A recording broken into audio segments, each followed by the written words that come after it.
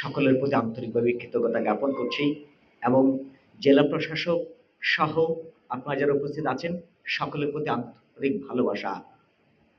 আমি বিশ্বাস করি যে এইখানের অতীতের আন্দোলনগুলি থেকে শুরু করেও এটা আসলে বলা যায় যে নারায়ণগঞ্জ সবসময় পথ দেখিয়েছে এবং এখনকার ৫ আগস্টের গণঅভ্যুত্থানের পরে নারায়ণগঞ্জের অনেকগুলো ইতিবাচক জায়গা তৈরি হয়েছে, যেটা আসলে সারা দেশবাসী নারায়ণগঞ্জকে অনুসরণ করতে পারে।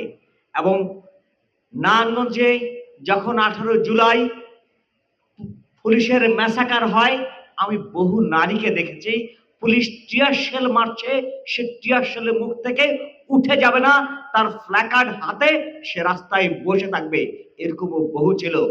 চোখে গুলি লেগেছে কিংবা টিয়ার শেলের আঘাতেও ধোঁয়ায় সে রাজপথ ছাড়বে না, এরকম বহু জায়গা ছিল।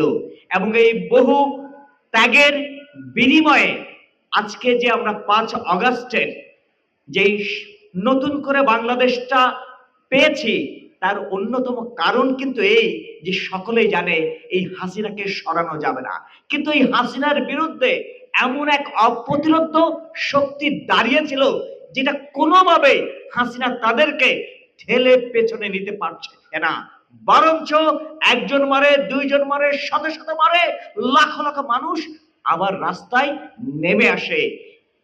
ফলে এই 5 তারিখের গণঅভ্যুত্থান আমরা মনে করি কেবলমাত্র ক্ষমতার পালাবদল নয়, কেবলমাত্র শেখ হাসিনার পতন নয়, আমাদের আরো অর্জন বাকি আছে।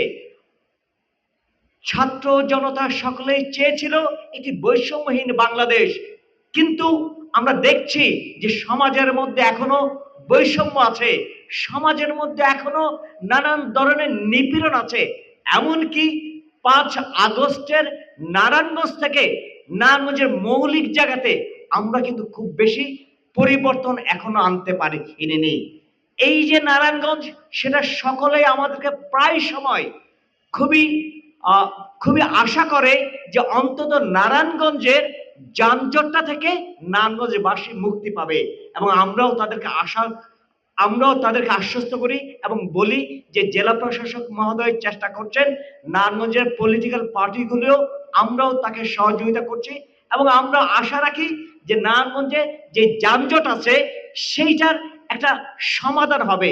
ফুটপাতটারও একটা বড় কারণ, মানুষজন সাধারণত সেদিকে হাঁটতে পারে না, সাধারণ মানুষদেরকে সেইটাতে চলাচলের ব্যবস্থা করতে হবে।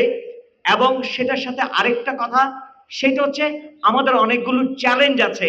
সেটা হচ্ছে একটা নতুন রাষ্ট্রের সংস্কার লাগবে, একটা নতুন রাজনৈতিক বন্দোবস্ত লাগবে, যেই বন্দোবস্ত ছাড়া এই বাংলাদেশ এক কদমও আগাবার সম্ভাবনা আমরা দেখি না।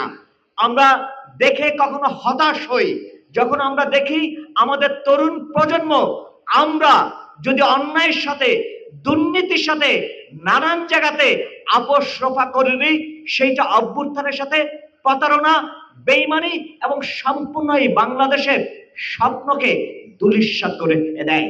আমি এখানে নারীরা আছেন, তরুণ প্রজন্ম আছে, তাদের প্রতি আহ্বান করব যে আমরা আজকে যে শপথ নিলাম, সেই শপথটাকে আমরা দৃঢ়ভাবে বাস্তবায়ন করবার চেষ্টা করব এবং আমরা অন্তত নিজের জায়গা থেকে এটা পরিষ্কারভাবে বলবো যে আমরা কোনো অন্যায়ের সাথে, দুর্নীতির সাথে, আপোষ রফার সাথে, কারো সাথে মাসোয়ারা গোলামি করব না।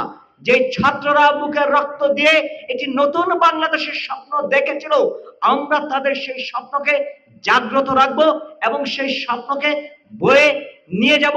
আমি আশা রাখি জেলা প্রশাসনের কর্মকর্তা তারা এই স্বপ্নের সারথি হবেন, রাজনৈতিক দলগুলো এই স্বপ্নের সারথি হবেন, সেই আশাবাদ দেখে আমি আমার বক্তব্য শেষ করছি। সকলের কাছেই আন্তরিকভাবে কৃতজ্ঞতা জ্ঞাপন করছি।